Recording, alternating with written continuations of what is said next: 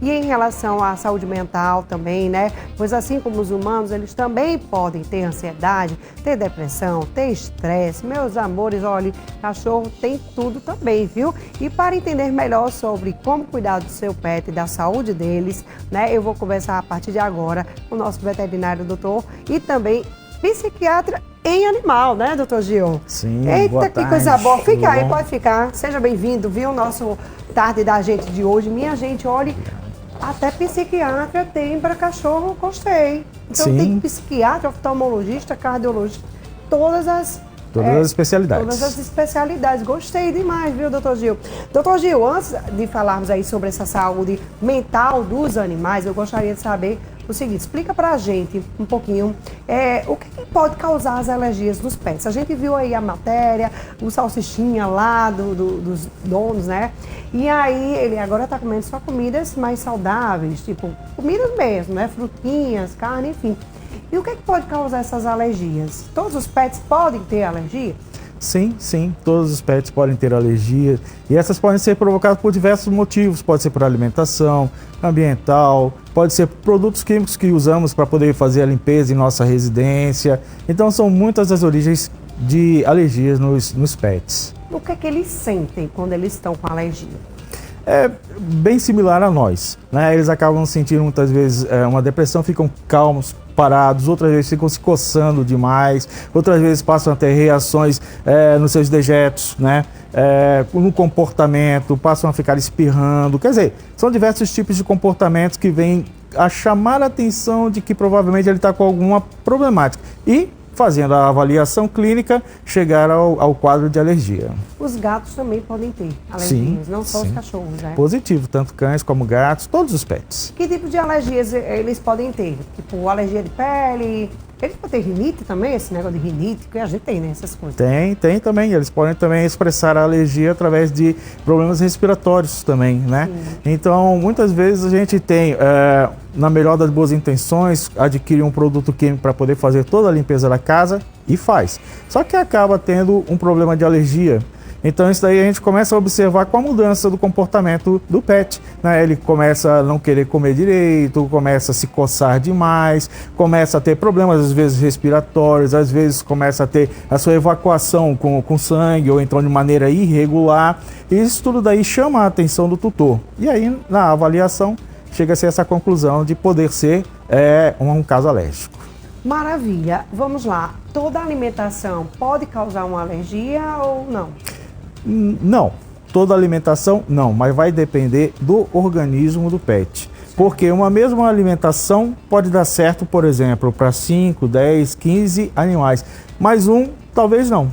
Então aquele dali deve ser feito uma atenção direcionada. Como mostrou na reportagem, a troca da alimentação, a maneira como se lida com ele, a parte de limpeza dentro da própria residência, até conseguir identificar o que é que está provocando aquela alergia naquele pet. Tipo, o cachorro vomitou, comeu alguma coisa, vomitou. Outra vez comeu de novo, vomitou. Isso seria um sinal também de uma alergia ou seria uma rejeição? Vai depender. Se é sempre a mesma alimentação, se é sempre no mesmo local, se é sempre na mesma vasilha, tá? Porque muitas vezes a troca de ambiente pode fazer com que ele não se sinta bem e venha a induzir a vomitar, né? E em outros locais não. Então, às vezes você dá o mesmo tipo de ração e num ambiente ele vai e alimenta tranquilo e no outro ele acaba tendo essa repetição. Então, tudo é cabível de uma avaliação para poder então chegar a esse diagnóstico. Mas sim, pode ser. Carne, a pessoa quer dar uma carninha pro cachorro, né? Uma carne, um frango, enfim. Essa carne, ela tem que ser crua ou ela tem que ser pelo menos pré-cozida? De preferência pré-cozida, tá? Mas assim, há tutores que dão crua, tá? Há tutores que dão bem passada, tá? Mas o ideal mesmo para o bom desenvolvimento do pet são as rações, porque elas já vêm já com os níveis de proteína adequados para cada fase de desenvolvimento do seu pet, evitando problemas de alergia e melhorando a nutrição do animal. Maravilha. Agora vamos falar um pouquinho sobre a saúde mental dos pets, porque assim como nós, né, os pets também, gente, tem que ser cuidados, né? A gente, quando tá mal, né, emocionalmente, os pets, eles também ajudam a gente. Não é isso, doutor? Positivo. Mas eles também precisam dos cuidados nessa área também. Então, como cuidar da saúde mental dos nossos pets, doutor? Bom, assim como nós sofremos transtornos a partir do momento que temos algumas alterações em nossa vida, os pets também. Tá? Então, existem diversos tipos de motivos que podem levar a uma alteração do comportamento do pet.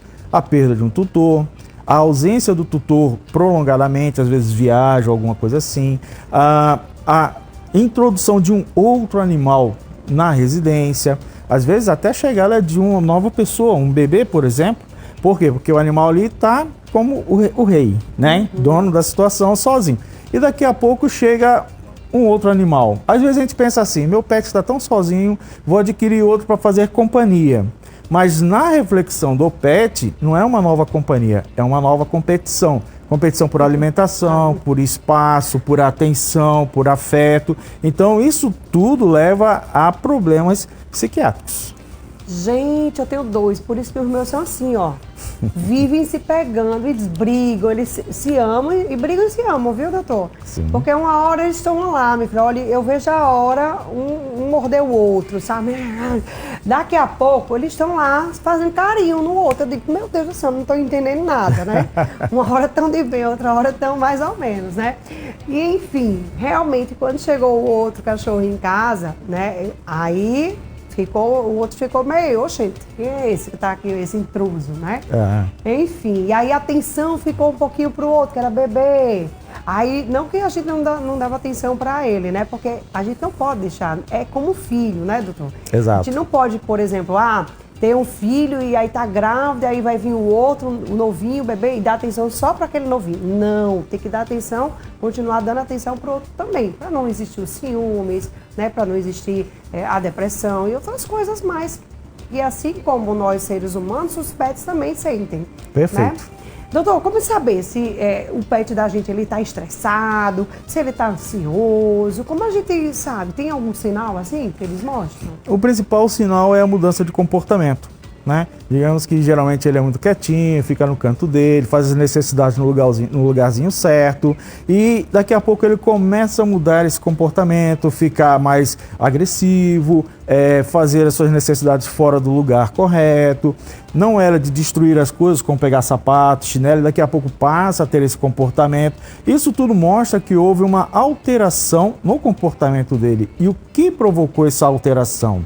Pode ser por ordem fisiológica, pode ser por ordem comportamental, pode ser por alguma doença que está começando a se desenvolver. Então, após uma avaliação psiquiátrica, vendo se não tem nenhum problema fisiológico, não tem nenhum problema patológico, então concentra-se numa situação psiquiátrica. Bora lá, Lhasa e Spitz, eu vou falar do meu. Dá certo esse jejum, doutor? Porque um é Spitz, o outro é o Lhasa. Olha, só Jesus é misericórdia, me diga aí. Na verdade... Porque são temperamentos diferentes, né? Sim. Na verdade, todos podem acabar convivendo bem em harmonia. Eu, por exemplo, eu tenho um pitbull e tenho um gato. O pitbull ele não gosta de outros animais. No entanto, quando o gatinho chegou, nos primeiros dias ele começou a interagir, mas assim, via os tutores junto com o gatinho, se aproximando dele. Em uma semana, os dois passaram a ter um ótimo relacionamento. Hoje a gatinha vai para o local do pitbull, se deita do lado dele, come a ração dele e ele fica quieto. De boa. E os dois tiveram uma boa aproximação, tiveram um bom entrosamento. Então, assim, a maneira como você encara, como você aproxima, como você lida com os probleminhas que vão acontecendo, tá? O saber do comportamento de cada um ajuda você a direcionar as atenções. Por exemplo, lá em casa, gato gosta de áreas mais altas, então sempre tem alguma área mais alta para ele ficar e ele fica tranquilo. Sim. E o cachorro gosta de ficar na área mais aberta, então ele tem o cantinho dele lá. Então os dois interagem e cada um vai para o seu cantinho normalmente. No caso, por exemplo, de felinos, eles têm que fazer o seu território. E no caso dos animais, eles têm que ter a tendência do seu comportamento atendida. Aqueles que são mais agitados ter como fazer exercício, aqueles que gostam mais de ficar quietinho, descansando, ter o cantinho dele também. Então isso daí ajuda a fazer com que tenham um bom relacionamento entre eles. Engraçado que o meu Lhasa, ele às vezes fazia xixi sem ser no lugar certo. Depois que o Spitz chegou, ele começou a fazer no lugar certo. Engraçado. Só que o Spitz ele fazia no lugar certo.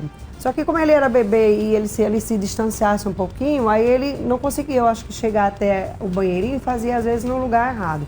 Mas quando ele estava próximo, ele só fazia no lugar certo. Hoje ele só faz no lugar errado, parece que trocou agora, né? Trocou e aí eu disse, isso é para me irritar, só pode. Aí eu tô começando a deixar, sabe?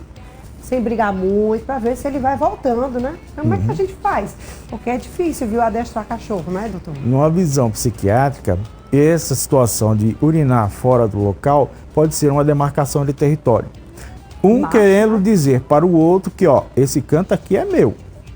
E aí ter esse entendimento para poder saber como lidar. Então, assim, pode ser o espaço de território que eles estejam se desenvolvendo, pode ser a diferença de idade, pode ser o achego que os tutores têm para cada um, porque assim como nós observamos o comportamento das pessoas que estão em nossa volta, eles nos observam. E aí eles podem ficar com ciúme a partir do momento que você dá um carinho a um diferenciado dele. E ele pode começar a querer indagar, por que com ele é assim, comigo não é? A grosso modo, de uma maneira generalizada, é assim que acaba funcionando. Então, conseguindo entender o comportamento dos dois e atender aquilo que seria o esperado por eles, acaba minimizando e acabando com os problemas. É verdade. Uma última pergunta para a gente finalizar. Eu já notei que, por exemplo, o meu Lhasa, né, gente, quando a gente pela ele, né, tem que fazer uma geral nele. Por quê? Porque às vezes fica cheio de nó. E aí, olha, vai ter que deixar o bichinho peladinho. Então, quando faz isso, ele fica triste. É normal isso? Sim, porque altera o comportamento, altera a maneira como ele sente o ar, altera a maneira como ele deita, porque ele sente o pelo ou a falta do pelo. A gente pode comparar e quando nós fazemos um corte de cabelo que a gente não gosta, até voltar ao tamanho normal, a gente fica incomodado. Com eles é similar. Eles gostam de ter aquele pelo deles. Aí quando tira, eles têm que fazer uma nova adaptação a tudo aquilo que está acontecendo, até voltar ao tamanho normal. Aí eles mudam o comportamento até ficar ideal. Maravilha, viu? Tá aí, muito bom o nosso papo de hoje. Muito obrigado, doutor Gil, por você ter vindo aqui esclarecer algumas coisas sobre os nossos pets, tanto sobre alergias como essa questão da saúde deles, né? A saúde mental é muito importante. Então a gente tem que dar amor, carinho. Tem pet, tem, então é um membro da família, né? Tem que dar amor e carinho do mesmo jeito, né? Ok. Obrigada, viu, doutor Gil? Volto mais vezes. Ok. Tá aí, minha gente, eu vou um pequeno intervalo e eu volto já, viu? Simbora, se organiza aí pra gente fazer exercício. Volto já.